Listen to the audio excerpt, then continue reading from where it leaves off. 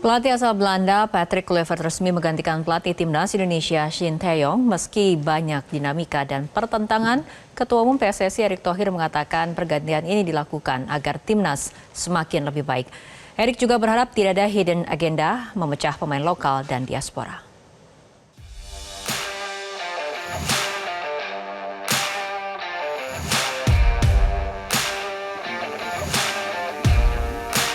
Ketua Umum PSSI, Erick Thohir menyebut pergantian pelatih timnas Indonesia dilakukan agar timnas dapat lebih baik lagi. Erick menyebut timnas merupakan milik semua rakyat Indonesia dan ia berharap tidak ada hidden agenda memecah pemain lokal dan diaspora. Hal itu disampaikan Erick Thohir dalam program kontroversi Metro TV.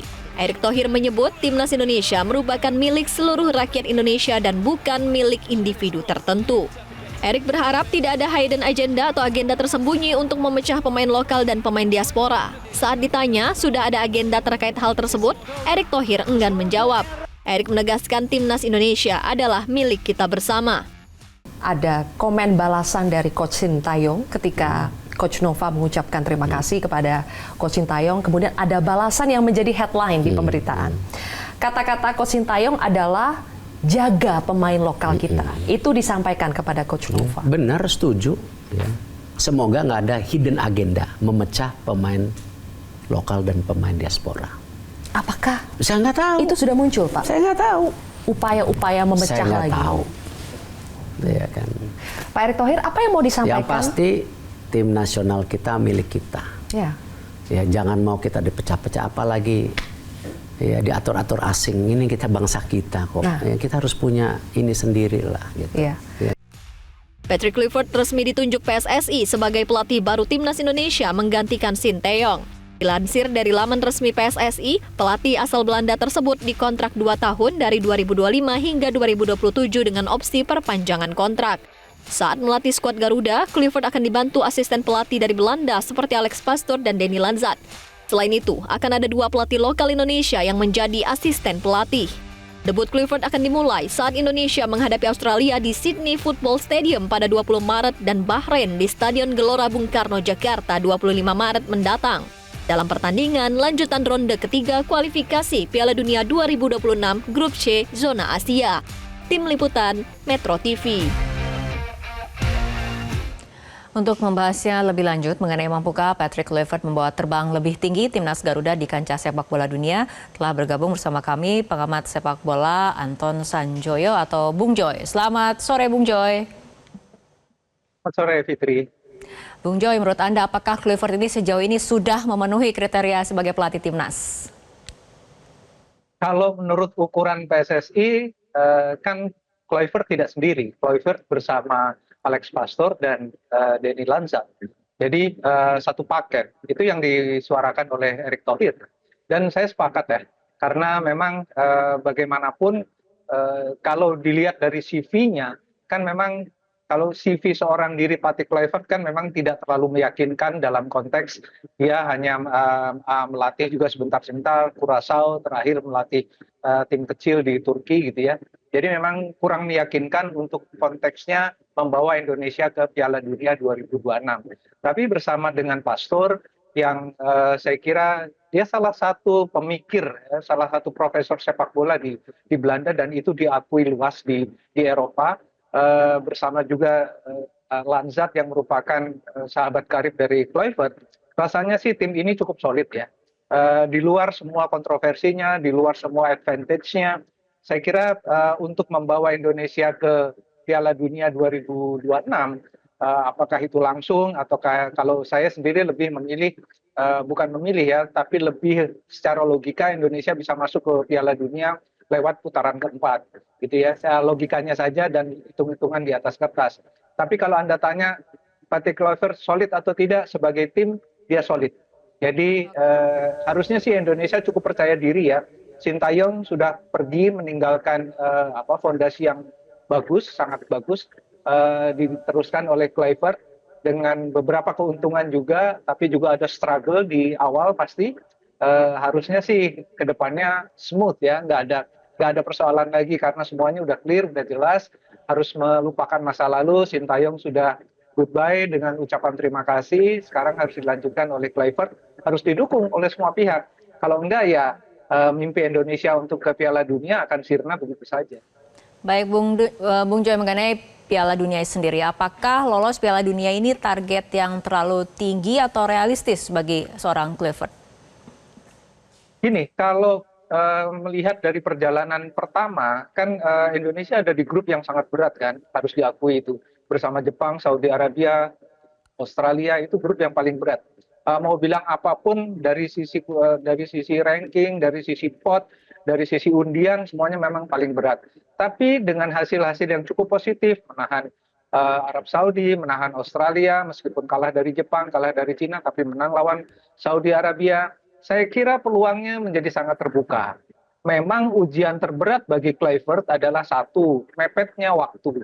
Hanya 2,5 bulan. Yang kedua, mereka jarang berkumpul lagi setelah sekian lama. Mungkin 2-3 bulan mereka jarang berkumpul lagi.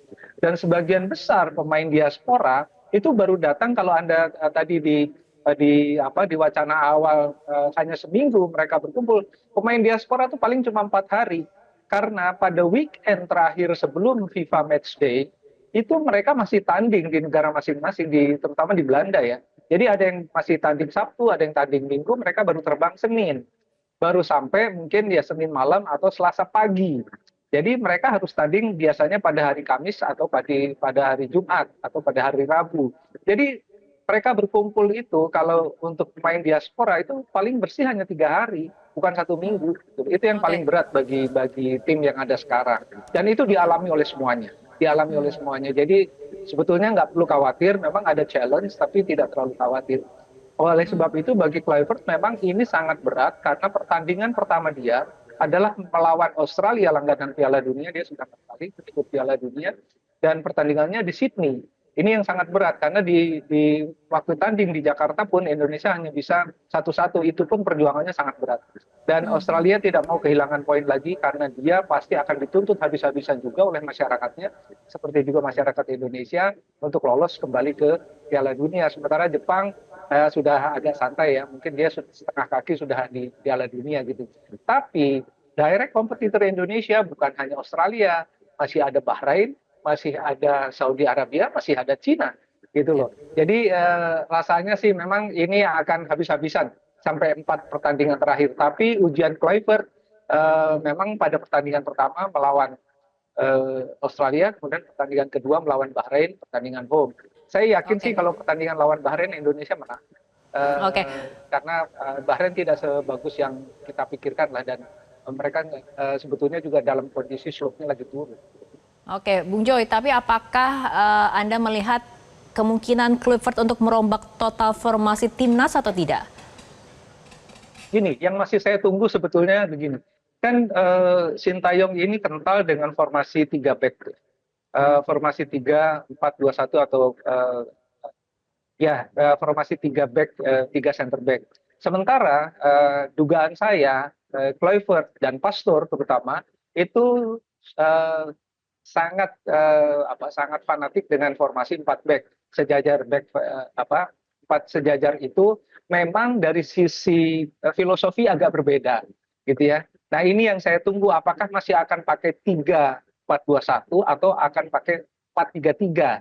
Nah, ini formasi di tengah dan di belakangnya ini yang akan menjadi kunci dalam permainan karena filosofinya memang agak berbeda. Kalau 3-4-2-1 memang banyak keuntungan ketika tidak mendapatkan bola atau mendapatkan bola ketika mau menyerang. Tetapi formasi 4 back, 4-3-3 atau 4-4-2 itu jauh lebih seimbang, lebih balance, tetapi tidak mendapatkan terlalu banyak keuntungan ketika mendapatkan bola dan membangun serangan.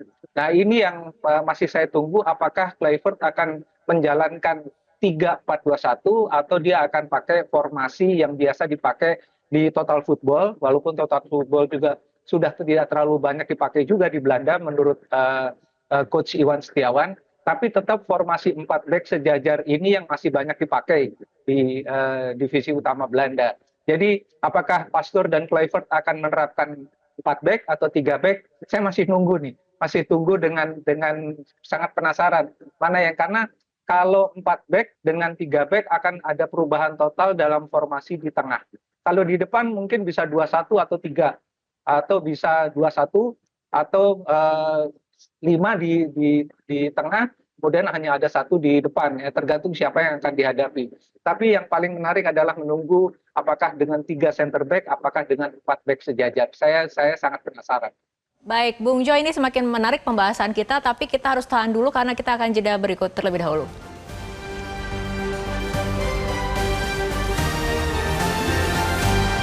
Jelajahi cara baru mendapatkan informasi. Download Metro TV Extend sekarang.